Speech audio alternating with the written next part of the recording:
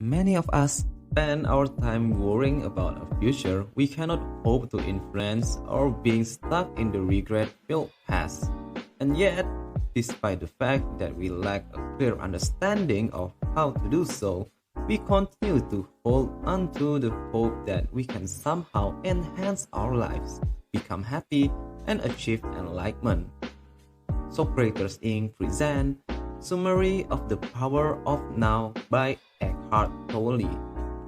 Eckhart Tolle, popular author and well-known spiritual teacher, offers readers numerous strategies for negotiating the challenging terrain of their inner life and their ties to the past, present, and future in the book of The Power of Now. Key point number 1. You can significantly enhance your life by dismissing the past and future and concentrating entirely on the here and now. We frequently dwell on the past and the future. We can be remembering or regretting one minute and planning or fretting the next. In the meantime, we disregard the only moment that is truly ours. That is the present.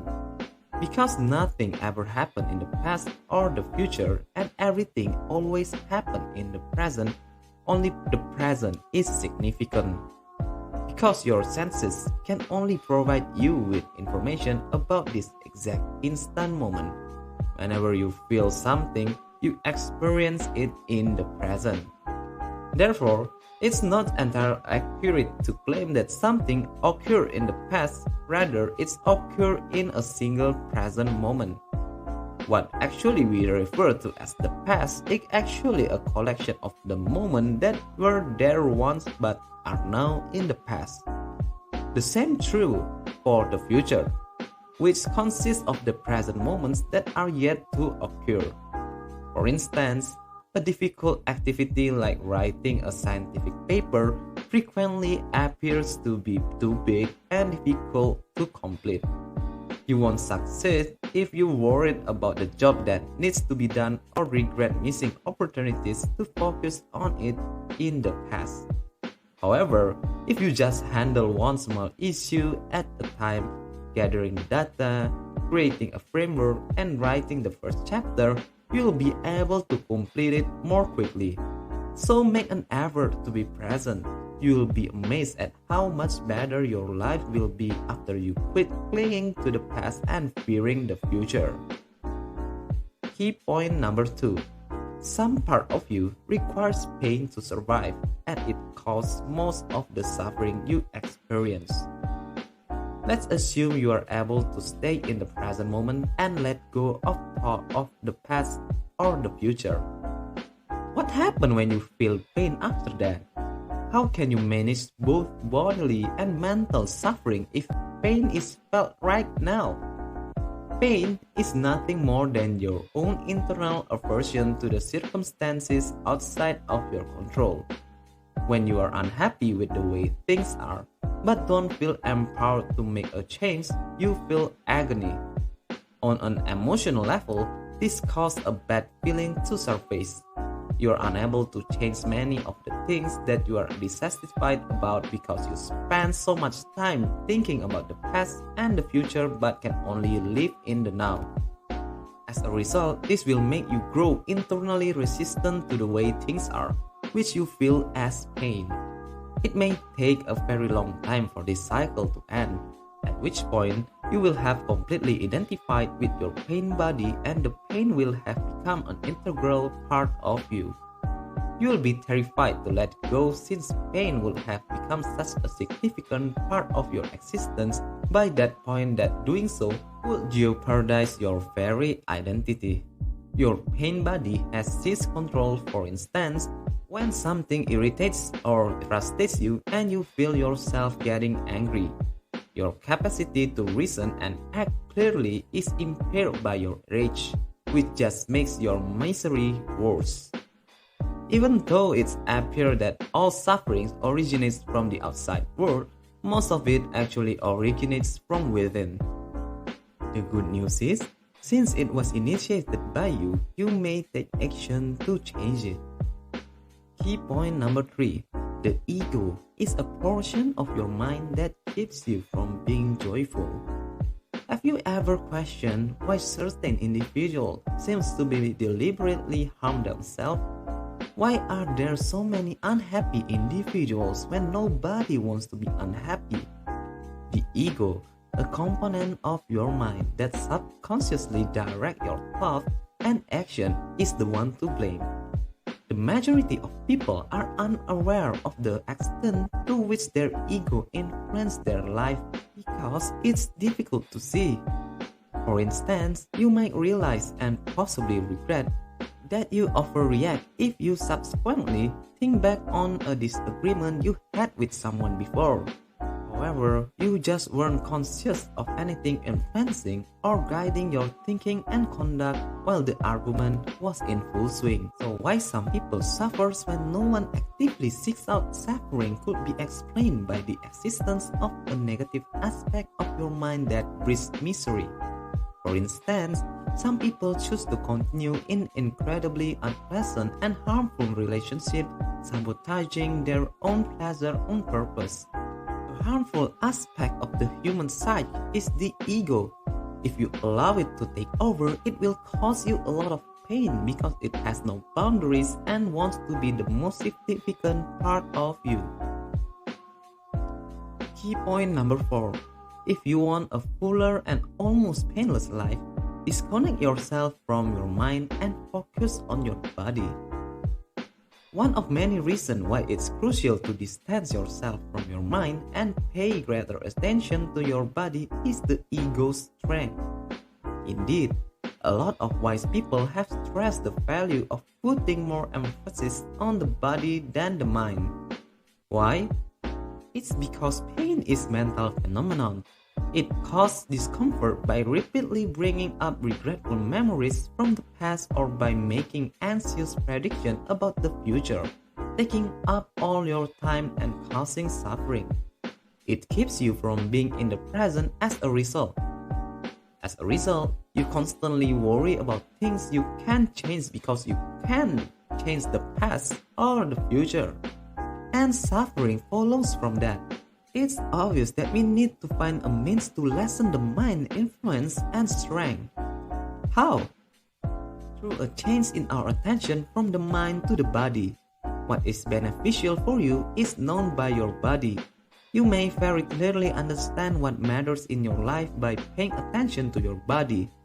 Nobody has attained enlightenment by focusing just on their minds and ignoring their bodies. The Buddha's 6-year fasting and abstinence period, which he underwent to distance himself from his body, provides a striking example. The outcome?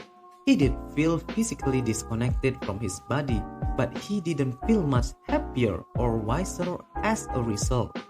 Only after giving up these activities and regaining a sense of a body at oneness did he finally achieve enlightenment. Key point number 5. Observing the mind without judgment. The second approach is to examine your mind without judgment, since making judgment is a mental act in and of itself.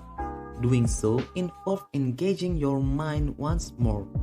For instance, if you suddenly feel like sprinting in the middle of your task, just go with it.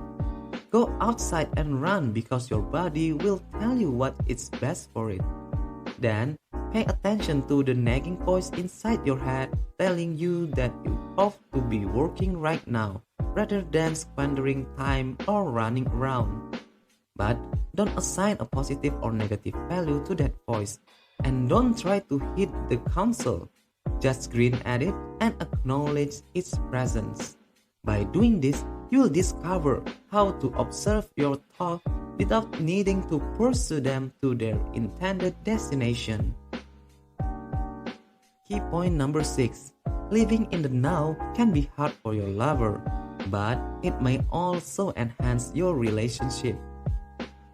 You can now live in the moment because you have followed the previous steps and are less reliant on your thinking. However, how will that alter your regular activities? Example, A regular person finds it incredibly challenging to coexist with someone who is fully present in the moment, while the person who is present, calm, and at peace is perceived as a threat. The non-present individual's ego drives in. This causes the ego of the non-present person responds by causing more issues, such as by criticizing the other person, getting into a pointless argument to disturb the peace, or repeatedly bringing up the past to distract them from the present. Why would they act in that way? The simplest way to respond to this is with an analogy. Just as a drug nurse cannot endure close to the light, it is challenging for someone who is still under the influence of the ego to become close to someone who is living in the present for an extended period of time. Strong opposites are incompatible with one another. The absence of light is accompanied by presence of a candle. When you light water on fire, the flames goes out. But if you do it well, staying in the moment can also significantly strengthen your bond with your partner because you'll be able to stop criticizing, judging, or trying to change them and instead recognize them for who they are. That is a unique individual. It might be quite challenging for your partner to live with you if you only think about the moment. It might even turn into a fresh relationship path. Long-term, nevertheless, it may present you a significant chance for improvement for both your spouse and your relationship. Key point number 7. Not all suffering can be prevented. Accepting the present moment does not entail putting aside one's sorrows or anger. Even if you totally inhabit the moment, you will occasionally experience despair and pain. How should you handle them though? Just keep them quiet and act like nothing is wrong? That doesn't seem like a wise move. While it is true that most pain is brought on by oneself, this does not imply that this is the case with all pain. That which is imposed upon you by others who are still under the destructive mind's control is a prime illustration of agony that cannot be avoided. The loss of close relative is another illustration. This anguish is obviously unavoidable because you cannot make everyone around you enlightened and you are most surely cannot stop that. What can be done then? You can merely accept something traumatic for what it is when it causes you genuinely suffering. For instance, if a loved one passes away, you will undoubtedly grieve and experience melancholy. But you will spare yourself unnecessary pain if you can accept this as something that just is and cannot be changed. You should not feel bad or ashamed about feeling sad because it's normal emotion. The situation is what it is. By accepting this, you can stop wishing that things were different all the time. You can escape the majority of the suffering in your life by being present, but not all of it. Living in the now does not entail denying or stifling sorrow either. Instead, it gives you the courage within to accept such challenging and painful realities of life. Key point number 8. Conceding to the present does not entail living a passive life. Thus, embracing the present necessarily result in a passivity in which you are unaware or unwillingly to make any change to anything that bothers you? No, not always. Living in the moment requires feeling and awareness on the inside. It does not require you to adopt a submissive attitude toward the outside world.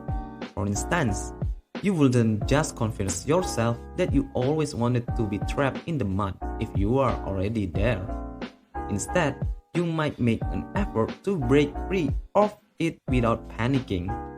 Living in the present and accepting it do not entail choosing to lead a passive existence or deciding not to even attempt to improve it.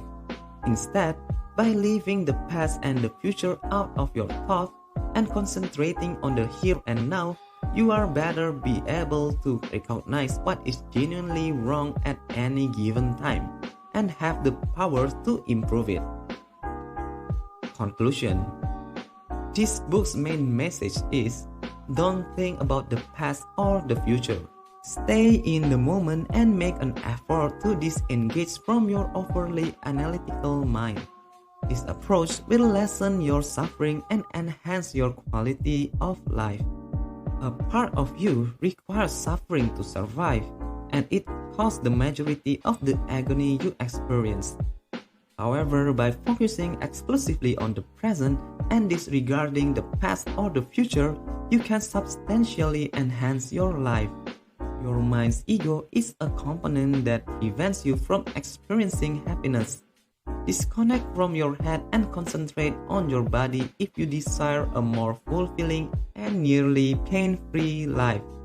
The best approach to distance yourself from the mind and thereby release yourself from suffering is to observe it objectively. Strive to maintain a constant state of attentiveness. Not all suffering can be prevented. Accepting the present does not entail putting aside unhappy or painful emotions. Living a passive life is not the same as giving in into the present moment. So that's all key message in the book. So how do you like our video? If you like content like this, please leave a like and subscribe for more content like this. And we will see you in the next video.